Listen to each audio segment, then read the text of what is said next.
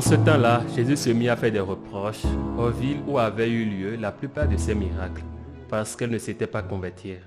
Malheureuse es-tu, Chorazine, malheureuse es-tu, Bethsaïde, car si les miracles qui ont eu lieu chez vous avaient eu lieu à Tyr et à Sidon, ces villes autrefois se seraient converties, sous le sac et la cendre. Aussi je vous le déclare, au jour du jugement, Tyr et Sidon seront traités moins sévèrement que vous. Et toi, Capharnaüm, seras-tu donc élevé jusqu'au ciel? Non, tu descendras jusqu'au séjour des morts. Car si les miracles qui ont eu lieu chez toi avaient eu lieu à Sodome, cette ville serait encore là aujourd'hui. Aussi, je vous le déclare, au jour du jugement, le pays de Sodome sera traité moins sévèrement que toi. Acclamons la parole de Dieu. Ce reproche, cette récrimination de Christ à ces villes, surtout à Capharnaüm, où il y avait vécu et où il avait fait tant d'amis, tant de disciples, est un reproche qu'il fait à chacun de nous. Chacun de nous est Bethsaïde, où nous sommes Capharnaüm, parce qu'en chacun de nous, le Seigneur a fait des miracles. Ce ne seront pas des miracles qui peuvent être corroborés et certifiés par une commission de médecins, comme ceux qui se produisent dans tant d'endroits. Je pense surtout à Lourdes. Mais nous savons que ce sont des miracles. Il s'est passé des choses dans la vie de chacun d'entre nous qui ne peuvent être expliquées. Et nous avons vu la main de Dieu nous protéger et faire bouger les choses de telle manière que, même si nous ne comprenions pas, cela s'est finalement avéré être quelque chose de très bénéfique pour nous. Et pourtant, c'est le reproche fait à Capharnaüm. Sommes-nous convertis? Où est la preuve que nous sommes convertis ou non? En tout cas, dans ce cas, le Seigneur se réfère pas seulement à la conversion morale, mais aussi à la conversion de la foi. Où est la preuve? Chaque fois que quelque chose va mal, cela arrive inévitablement à cause de tant de choses qui nous affectent non seulement nous, mais aussi nos proches. Chaque fois que quelque chose va mal, nous sommes assaillis par le doute, par la tentation. Le diable le sait et est toujours prêt, toujours préparé. Chaque fois que quelque chose va mal, la question se pose, où est Dieu? Pourquoi permet-il cela? Chaque fois que nous demandons de l'aide et que nous, du moins pas immédiatement, nous ne l'obtenons pas, la même question se pose. Mais Dieu existe-t-il? Dieu m'écoute-t-il? Pourquoi Dieu permet-il cela? Ces doutes, qui sont très humains, tentations du diable, ces doutes sont parfois suivis d'une chute, d'un manque de foi, d'une rébellion, d'un éloignement, d'un refroidissement de notre relation avec Dieu. Ce n'est pas seulement la tentation, mais la chute dans la tentation. Dieu ne m'écoute pas, disons-nous. Dieu ne se soucie pas de moi, ou Dieu n'existe pas. S'il existait, comment pourrait-il consentir à ce que je souffre de ceci ou de cela, ou à ce que nous souffrions en tant que peuple?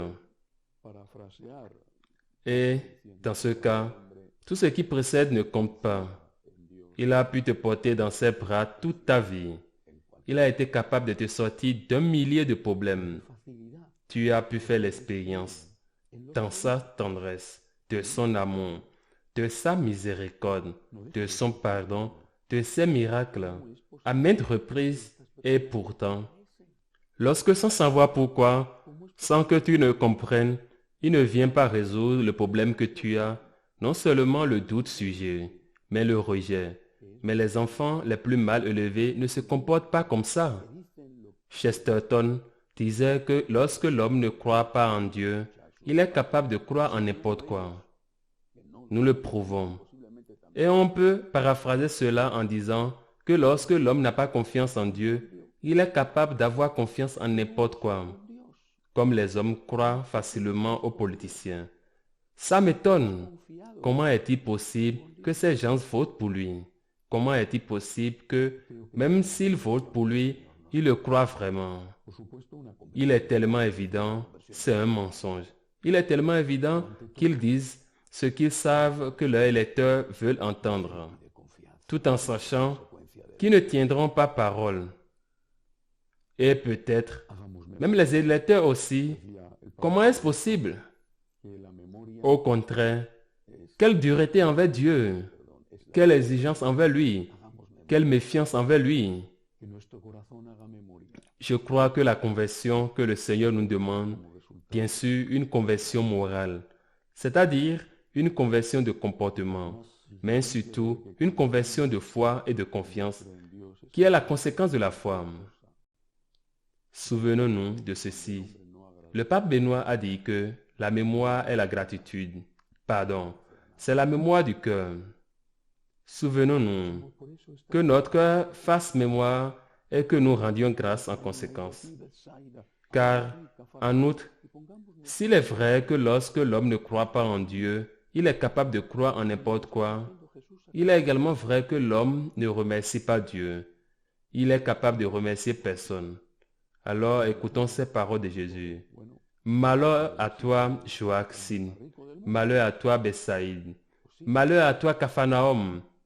Et mettons notre nom, notre prénom, parce que Jésus le dit à chacun de nous. Combien ai-je fait pour toi? Ah, pas tout, pas tout. Eh bien, tu n'es pas le fils de l'homme le plus riche du monde. Eh bien, oui, c'est vrai. Eh bien, les enfants des hommes les plus riches du monde sont souvent très mauvais. Hein? Mais combien de fois ai-je fait pour toi? Combien de fois t'es-tu senti posé dans mes bras? Combien de fois as-tu touché des miracles dans ta vie? Combien de fois? Combien de fois? Et ce n'est pas suffisant. Ce n'est pas suffisant pour toi de te convertir. Ce n'est pas suffisant pour toi de dire, quand viennent les moments d'obscurité, en te souvenant des moments de lumière, ce n'est pas suffisant pour toi de te dire, je te fais confiance. Et ne suffit-il pas de dire, j'ai tellement de choses à te remercier que, même si tu ne me donnais plus rien, je passerai toute ma vie à te remercier pour ce que tu m'as donné. Ne suffit pas-il qu'il ait versé son sang pour toi? N'est-ce pas suffisant? Peut-on le comparer à l'argent, à la santé, au succès? Le sang de quelqu'un, et dans ce cas, d'un Dieu fait homme, ne vaut-il le fait qu'il aurait rempli vos poches d'or et tu aurais donné une santé splendide? Que peut-il faire de plus pour toi? C'est pourquoi, lorsque nous entendons ces paroles, disons au Seigneur, aide-moi à me convertir. J'ai besoin de ton aide pour ne jamais douter de ton amour et pour ne jamais cesser de te remercier de tout ce que tu m'as déjà donné, à commencer, Seigneur, par l'effusion de ton sang et par l'ouverture toute grande des portes du ciel. Qu'il en soit ainsi.